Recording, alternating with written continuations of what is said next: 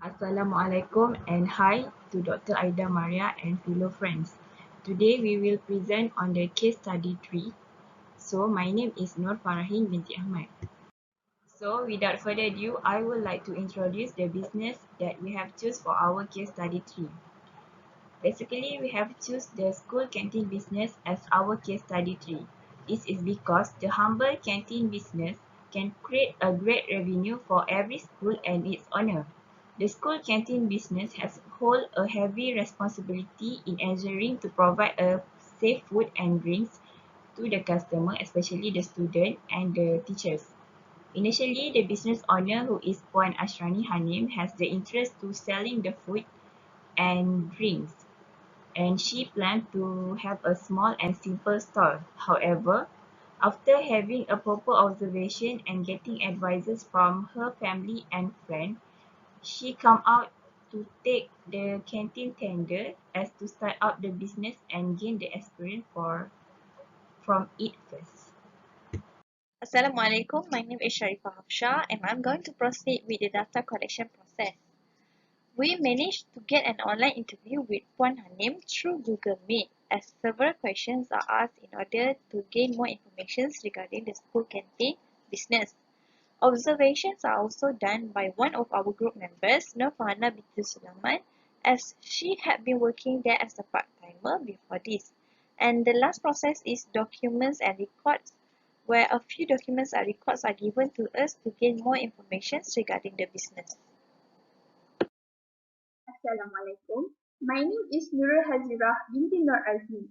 So I will continue the presentation on the company background, AHR Honey Enterprise. The business operation is to selling the foods and drinks at the school canteen. The business is located at Sekolah Kebangsaan Farid Bakar Darat Muar in Johor. So basically, the business is owned by Puan Hanim, a 24 years old entrepreneur woman. The business establishment is on 1 January 2020, which is recently early this year. Next, the business target market is at primary school students, teachers, guides, cleaners, and others, who is actually they target the people around the school. Alright, next, I will explain on the business organizational structure. Basically, this business has a simple organizational structure. First, the business is led by Puan Hanin, who is the owner of the business. Then, Puan Hanin is assisted by her husband. For your information, Puan Hanin and her husband is the one who manage the business. Alright, next, at the lower level, we have 4 chefs and followed by 2 kitchen helpers. These 6 employees is the person who run the business. Alright, from the interview we made with Puan Hanin, we noticed that there is 4 issues that arise from the business. The first issue is how Puan Hanin wants to sell the balanced nutrition foods that follow the food pyramid in the school canteen. The challenge for her is to prepare their balanced food menu that follow the nutrition guideline by the food pyramid, but at the same time, the healthy menu can still attract the people in the school to buy. Generally, people, especially students at primary school, tend to love eat more unhealthy food such as fast food, sugary foods, and others. Consequently, when they eat such food, they will feel fatigued and not energetic to study or do their work since they did not get enough nutrition needed by the body. Alright, from the first issue arise, there are several actions taken by the owners. So the first action is the business is providing a special and different menu once a week, such as laksa Penang, mi Hailam, and mi Bandung. The second action is Puan Hanin also take the alternative to use the original barley to serve the drinks instead of using the cordial, since the cordial contains high sugar level. As a result, people will be excited to buy healthy fruits and drinks and forget about their appetite to eat unhealthy foods. Alright, as a result from the first issue, we come up with some recommendations. So the first recommendation is, instead of preparing the special menu once a week, one honey also can provide more banner and advertisement of food pyramid around the school or at the school canteen particularly. Next, the school owner also can display all the calories of food and drinks at the canteen. This is to provide awareness and to educate the people, especially for the students, on the importance of balanced nutrition meal according to the food pyramid. So the second issue identified during the interview is how to maintain the student to keep on buying the diverse and attractive menu, meaning that to create something new in menu and everyone's in favor of it. The menu prepared by the school canteen is basically an everyday menu that other schools might have, such as fried rice, fried noodles, fried chicken, keropok lekor, and others. The students are familiar with the menu served, but some of the students can be fussy eaters with the menu that may not appeal to them, and sometimes the students are getting bored with the same menu every day. As a result, the canteen come out with diverse and different attractive menus such as spaghetti. However, it still has the limitation to the school canteen because the menu produced is not purchased often by the student. So the action taken by the owners are the owner come out with the new and preferred menu by the students such as spaghetti and other Western food. They also recommend an advertised menu provided for the week in the Facebook where they already have a group there to connect with people such as the student and teachers and to serve them as upon request. So as for the recommendation for issue number 2, we would like to suggest the business owner to giving a simple brochure to every student that comes to the canteen about the new menu so that they will be more aware and feel excited about the new different attractive menu for the day. Secondly, the business owner can prepare a survey in once a month for students about the new menu that they would like the canteen to serve. And lastly, the business owner can create an attractive and creative name for the menu and create a menu board that will appeal the eye of the student with strong visual and welcoming environment for students to buy and enjoy their food. Assalamualaikum warahmatullahi wabarakatuh. My name is Nofarhana binti Sulaiman. So I'll proceed from the previous presentations on the issue occur in this business. Okay, the third issue that we found from this interview is the owner are not allowed to sell food at a higher price in which the same food at the market. Okay. As we know right now, the price of the groceries are getting high day by day. So it is difficult for the owner to make sure that the food that they serve are healthy and the food that they serve are not the same price with the market. So the owner need to provide the healthy food according to the Ministry of Health in which the lower price. So they need to clarify clearly their budget and do another alternative way in order to earn profit even though it is in a small amount. Okay, as we can see from the interview that we have already found, the action taken by the owner to overcome this issue is the owner decides to reduce the portion of food. Okay, the portion of food is not too small and not too big. It is just a suitable portions of food for a student and suitable for portions for the price offer. For example, the size of fried chickens of RM2 ringgit is not the same with the fried chickens of RM 1 ringgit. So they separate the fried chickens according to the price that they offer. So students can choose what types of fried chickens that they can afford to.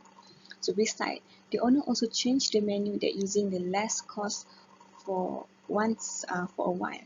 So this is to make sure that they are not focused on the menu that have too many pricey materials or ingredients, and it also can cover the cost that they are previously over their budget, since they have a special menu once a week. So this may this may over their budget. So in to decide in using the to decide in serve the low cost budget of food, they can cover back the over budget.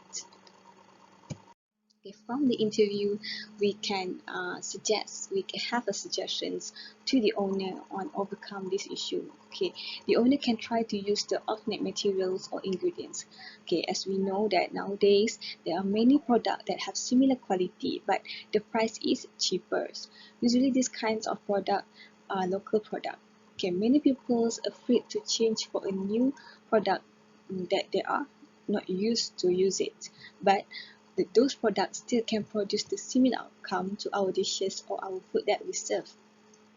Okay, usually these kinds of businessmen, businesswomen uh, that in this industry afraid to change the new product because they're afraid that the quality is not the same with the uh, previous product that they used to use it. But if they don't try to change the product to a cheaper one that have similar quality, then they will uh, they will not going to change, not going to reduce their budget. I'm going to proceed with issue number 4 on how to ensure that students are always in healthy and safe environment. This issue arises due to the difficulty to handle students because the canteen are visited by hundreds of students during recess time. It is hard for the canteen staff to control all the students and maintain a good hygiene and be safe always. So this is because students are lacks of responsibility and discipline attitude when it comes to hygiene and cleaning. Next is action taken by the owner to ensure that canteen are in good hygiene and safe environments. The canteen staff will always clean the canteen twice a day, mop all the floor, kitchens, table and also chairs. They also apply the concept of cleaning the kitchen straight away after they finish cooking something. And the owner will also provide guidelines for all their staff on ways how to stay hygiene and keep a safe environment for the students. Next is recommendations. The cleaning process of the canteen is already good as it is. However, an improvements on the cleaning standards are encouraged for the canteens. They can do a deep cleaning process such as to sanitize the kitchen before preparing for any foods, and also call for pest control services once a month or 2 months. Next, the canteen staff can also provide a cleaning guideline for the student. This is to encourage for all the students on how to have a good personal hygiene habits, such as to clean their own rubbish after eating and to always wash their hands, as hygiene starts with hands and it is the most important and basic habit that students should have. Alright, moving on the critical success factor. So basically, critical success factor is a factor or element that organization need in order for them to achieve their mission or vision. Alright, so uh, in this business, we organize some critical success factor in this school canteen business. So the first critical success factor is planning. Alright, so the business has a clear and strategic planning for the short and long term to sustain and grow their business. Their first idea before starting up to open school canteen business was first is to open a food stall. So to some extent, after getting advice from her parents and experienced friends, so Puan Hanim decided to start the school canteen business. For the most part, the school canteen business has its existing and potential customers. On the other hand, if Puan Hanim starts their food store business, she needs to build up the customer trust toward her business. To summarize, the school canteen business has strategic planning since the business has existed customer that lead to success of the business. The second element to keep the business sustained is by having a good skill in a workplace. It is not only about the qualification, but the skill is important too. As for the owner of the business, it gives much pleasure to Puan Hanim if the employee could give their best by preparing the food and drinks where the physical agility is the most criteria that she wants in an employee. This is because by having a physical agility, it will help the process of preparing the food and drinks to the customer in more efficient way. Other than that, the knowledge and experienced employee also become a bonus for Puan Hanim as this kind of employee are already know about how the business is operate. Besides, the employee also is required to have the typhoid injection before being recruited as it is compulsory and has become a requirement for those who involved in the food industry. Lastly, the employee must obtain the certificate food from the municipal council and or any trusted agent from any institution. The third element on the critical success factor for a businesses is the process. Okay, as from my observations and the explanations from the owner Puan Hanim, the process is start from 6 a.m., which is preparing the breakfast for students and teachers. Okay, then they will have the breakfast together and continue to serve the teachers breakfast at the teachers dining rooms. Okay, then they will start to prepare the lunch for the teachers, and some workers will not in charge in preparing the lunch for teachers, so they will assign to the other job, maybe to clear the sections or preparing the food for the students. Okay, then 9:30 a.m. they will arrange the food for the students and start to arrange those beverage, those foods, serve it in their plate, for example. Then there was at 10 a.m. student will start to have their rest time, and they will start busy to serve the food to the uh, teachers and also students. Okay, if then the rest time is when the rest time is end, they will collect all the glasses and plate and put it in the kitchens, and they will uh, wash it together with all the workers in the kitchens.